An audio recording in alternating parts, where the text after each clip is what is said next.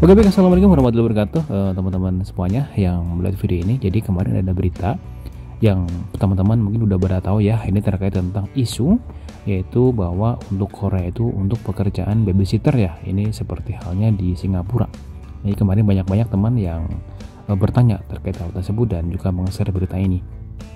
Jadi kemarin saya baca di media Korea ini, di The Korean Herald, ini adalah beritanya itu bahwa pengasuh asing untuk membantu orang tua ini adalah saran dari wali kota Seoul. Nah, berita ini di sini nanti kawan-kawan bisa baca lengkapnya di deskripsi. Jadi ketika Korea Selatan sekarang itu berjuang untuk membalikkan tingkat kesuburan yang menurun ini dari wali kota Seoul sendiri, yaitu dari Oh So-hun, ini telah datang dan ide baru, yaitu idenya adalah untuk membuka perbatasan untuk pengasuh asing, yaitu untuk meringankan beban pengasuhan anak dari orang tua yang bekerja. Ini masih ide ya kawan-kawan semuanya, jadi saya masih ide. Jadi ini kemarin saya baca di media Korea, oh ternyata masih ide.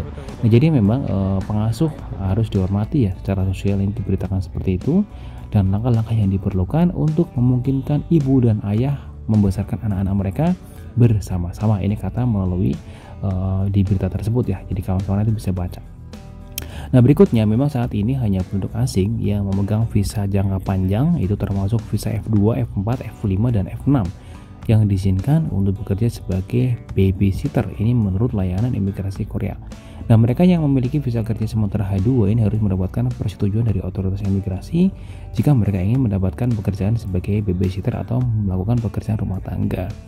Jadi usulan wali kota Seoul ini adalah bahwa negara tersebut ini merevisi aturan visa untuk membawa penyedia perawatan itu berupah rendah ya dari luar negeri. Ini diberitakan seperti itu karena beban pengasuh anak ditambah dengan biaya perawatan dan pendidikan anak ini disebut-sebut sebagai alasan utama mengapa yang membuat anak muda Korea enggan memiliki bayi. Ini menurut ya dari wali kota Seoul sendiri.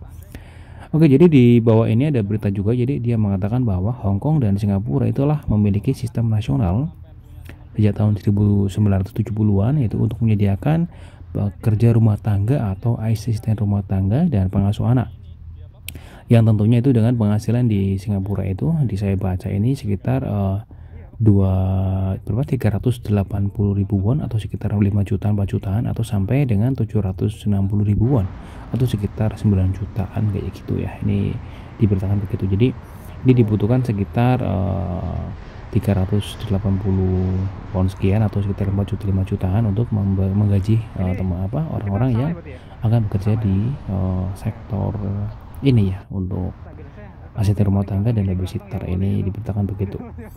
Oke, ini baru wacana ya teman-teman, baru saran. Ini kemarin banyak banget yang bertanya, bener nggak sih mas untuk Korea ini ada informasi job untuk pengasuh bekerja di asisten rumah tangga atau babysitter seperti halnya di Hong Kong dan Singapura. Oke, jadi saya baca berita di sini, ini baru wacana atau ide dari wali kota Seoul sendiri ya teman-teman semuanya. Jadi ini belum terlaksana, belum direalisasikan. Ya tentunya nanti ada berita susulan. Ini sekarang masih menjadi wacana, jadi belum ini ya. Ini kemarin saya baca berita diterbitkan pada 18 September 2022 kemarin. Ini tentunya semoga menjadi informasi bagus ke depannya ya. Semoga untuk kawan-kawan kemarin yang bertanya untuk job-job dekorasi sekarang masih di pabrik ya teman-teman semuanya, di manufaktur sama perikanan. Ini baru wacana ya kawan-kawan semuanya terkait tentang informasi pengasuh asing untuk membantu orang tua dan babysitter gitu ya. Ini baru saran dari wali kota Seoul, ini bertanya di sini. Oke, itu aja beritanya untuk kawan-kawan semuanya. Semoga berita ini membantu dan sehat selalu. Semoga ada berita yang mengembirakan untuk kawan-kawan yang melihat video ini dan tentunya untuk teman-teman yang ingin bekerja ke Korea Selatan.